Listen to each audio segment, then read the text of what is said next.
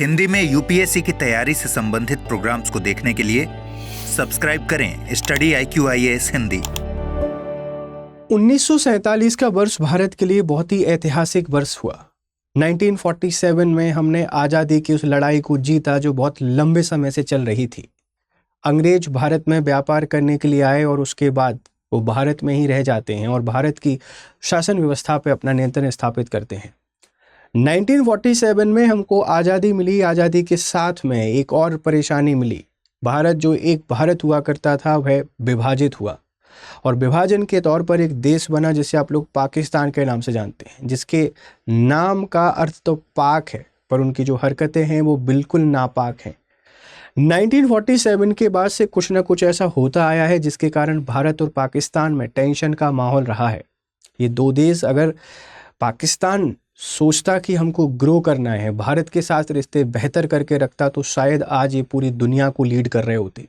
लेकिन अपनी छोटी नापाक इरादों को पूरा करने के लिए वो आतंकवाद जैसी घटनाओं को पनाह देता है और दुनिया के दूसरे देशों के कहने पर भारत को परेशान करने की नापाक कोशिश करता है। हाल ही में हम लोगों ने देखा था कि भारत में पहलगाम एक घटना हुई, एक ऐसी शर्मसार घटना कि शब्द नहीं है मेरे पास। ढेर सारे भारतीयों को हमने उसमें खोया और ऐसे भारतीयों को जिनकी कोई गलती नहीं थी, किसी प्रकार की कोई गलती नहीं थी, गलत तरीके से उनको निशाना बनाया गया और उनके प्राणों का बलिदान हमको देना पड़ा।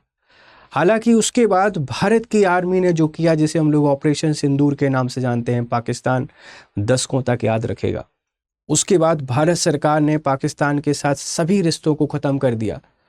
इंडस वाटर रिवर ट्रीटी जो एक बहुत बड़ी ट्रीटी थी, आज तक उसको रद्द नहीं कर रहे थे, हम उसको सस्पेंड नहीं कर रही थी, लेकिन इस हमले के बाद हमने उसको सस्पेंड कर दिया, जिसका मीडिएटर वर्ल्ड बैंक है। और आपने देखा होगा कि लीजेंड्स क्रिकेट लीग हुई, उस लीजेंड क्रिकेट लीग में भारत ने पाकिस्तान के मैच का बायकॉट कर दिया। लेकिन अभी एक ऐसी घटना हुई, एशिया कप का मैच, और उस एशिया कप में भारत और पाकिस्तान का मैच हुआ। इस मैच को दूसरे तरीके से देखा गया कि बहुत जगह इसका विरोध प्रदर्शन हुआ। जब ये घटना घटित हुई तो एक लीडर है, मैं उनका नाम नहीं लूँगा, पंजाब से एक लीडर आते हैं, उनका डिमांड आई कि हमको करतारपुर कॉरिडोर को खोल देना चाहिए।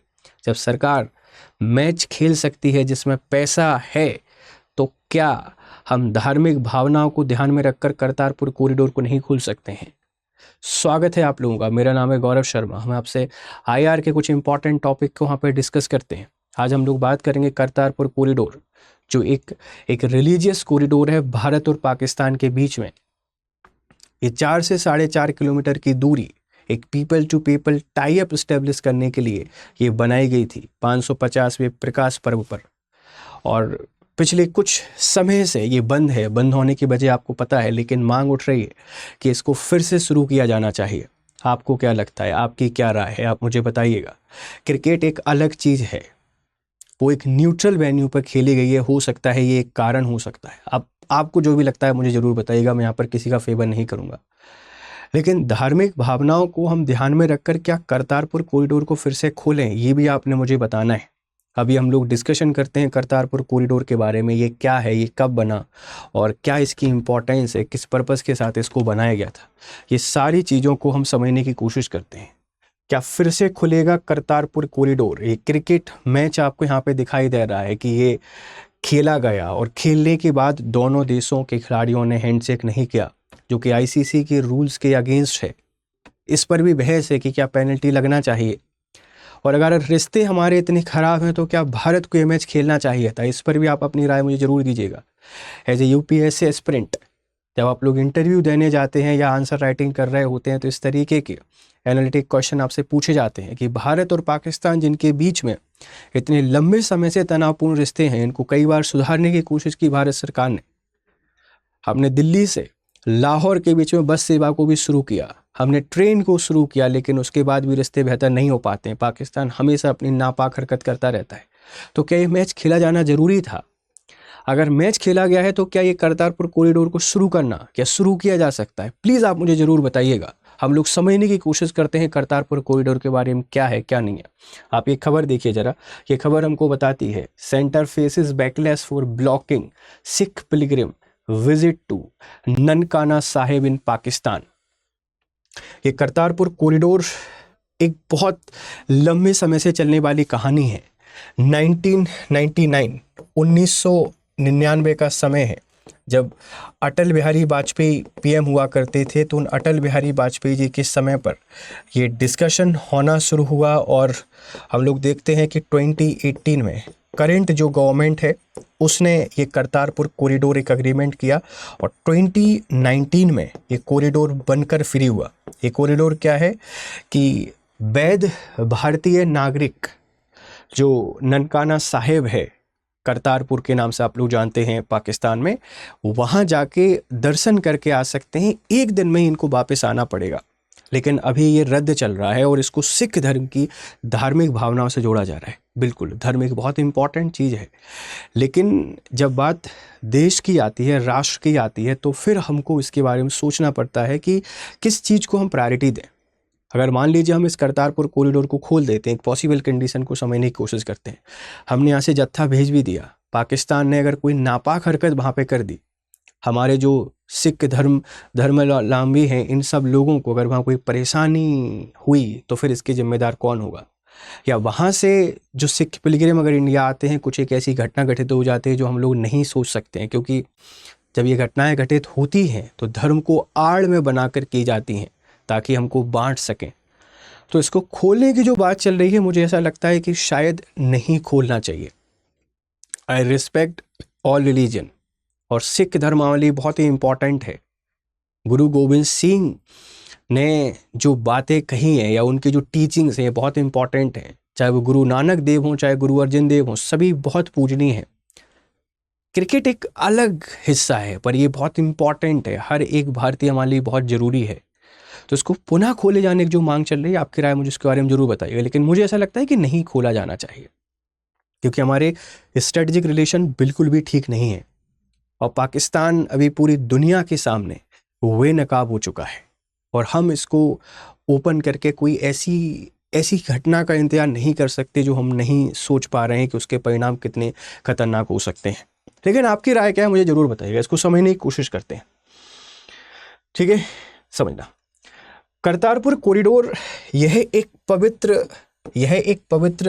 कॉरिडोर सिखों के पवित्र स्थल डेरा बाबा नानक साहिब भारत को पाकिस्तान में मौजूद गुरुद्वारा दरबार साहिब से जोड़ेगा, जो 4 किलोमीटर लंबा इंटरनेशनल बॉर्डर पर मौजूद है। आप समझिए ये है गुरुद्वारा और बहुत ही इम्पॉर्टेंट है सिख धर्म के जो हमारे सभी लोग हैं उनके लिए, क्योंकि गुरु नानक जो देव हैं, गुरु नानक देव ने बहुत लंबा समय यहाँ पर गुजारा। कहते हैं कि अपने जीवन के जो लास्ट 18 ईयर हैं, है ना, जो लास्ट 18 ईयर हैं वो लास्ट 18 ईयर यहीं पर उन्होंने स्पेंड किए। और ये बात हम आपसे बात कर रहे हैं 1502 AD की। 1502 के आसपास जो हमारे महान गुरु नानक देव हैं उन्होंने इसकी स्थापना की और तब से लेके हमेशा तक यहाँ पर यात्रा होती रही है। 1947 में हम आज़ाद हुए, उसके बाद भी 1965 तक ये यात्राएं होती रही हैं, लेकिन 1965 में इंडिया पाकिस्तान वॉर के बाद इसको रोक दिया गया और रोकना ज़रूरी भी था, क्योंकि पाकिस्तान जिस तरीके की हरकतें कर रहा था, कोई ऐसी घटना को अंजाम देता जो हम लोग उम्मीद नहीं कर रहे थे और धर्म की आड़ में वो कुछ भी कर सकता है कि उसको पाकिस्तान कहते हैं। फिर 1998-1999 में आप सबको पता है कि अटल बिहारी वाजपेयी जब पीएम बने तो उन्होंने बहुत कोशिशें की पाकिस्तान के साथ रिश्ते बेहतर करने की या बस सेवा शुरू की, लेकिन फिर पाकिस्तान ने नापाक हरकत की और संसद को हम सब लोग जानते हैं कि संसद पर हमला हुआ और उसके बाद से फिर रिश्ते हमारे जैसे होने चाहिए थे पाकिस्तान के साथ खराब वैसे ही हुए। पर 2018 में फिर करतारपुर कॉरिडोर अग्रीमेंट हुआ। हमको लगा कि Pakistan people to people relation पे बिलीव कर रहा है। उसके बाद भी बहुत सारी घटनाएं हुई, हमने सबको साइड करके ये कॉरिडोर को शुरू किया, जो भारत और पाकिस्तान के बीच में 4 किलोमीटर की यात्रा है। और गुरु नानक देव बहुत ही प्रीसियस है हमारे लिए और जो हमारे सिख धर्म के लोग हैं वो यहाँ पर जाना पसंद करते हैं और श्रद्धा का बहुत बड़ा केंद्र है। अभी दूरबीन से देखा जाता है अब यात्रा नहीं हो पा रही है। तो 2019 में ओपन हुआ कुछ समय के लिए। इसकी अपनी कुछ शर्तें थीं कि वही लोग जाएंगे जो भारतीय नागरिक होंगे, जिनके पास वैध भारतीय पासपोर्ट हो, और शर्त यह है कि एक दिन में ही वापस आना और एक दिन में 5,000 लोग यहाँ पर जा सकते हैं। अगर एक दिन से ज़्यादा लोग हैं तो फिर उसकी सुरक्षा की जिम्मेदारी बहुत बहुत मुश्किल होगी। तो पीपल टू पीपल रिलेशन को बेहतर बनाने के लिए इसको शुरू किया गया था, लेकिन फिर कुछ ना कुछ दिक्कतें आती रहती हैं पाकिस्तान के साथ, इसको बंद कर दिया गया। अभी सिख धर्म के जो अनुयायी हैं उनका कहना है कि अगर आप मैच खेल सकते हैं तो इसको भी शुरू कर दीजिए। आपको क्या लगता है? भारत पाकिस्तान के बीच में रिश्ते देखो कभी सही नहीं रहे हैं। पाकिस्तान चाहता ही नहीं है कि रिश्ते सही हों। हम जितना बेहतर करने की कोशिश करते हैं वो उतना ही अपनी जो खराब हरकतें हैं हमको उजागर कर देते हैं। सर हमारे लिए कैसे इंपॉर्टेंट है? हम तो यूपीएससी की तैयारी कर रहे हैं। यूपीएससी की प्रिपरेशन में जब आप आईआर को पढ़ेंगे तो क्या भारत पाकिस्तान के रिश्तों को सुधारने में इस तरीके की कॉरिडोर एक इम्पॉर्टेंट रोल प्ले कर सकता है? इस पर आपको अपना कमेंट करना है। क्या इंडिया और पाकिस्तान के बीच में रिश्तों को बेहतर करने के लिए people to people relation build करके इसको सुधारा जा सकता है? क्या इस पर आपको अपने कमेंट करना है।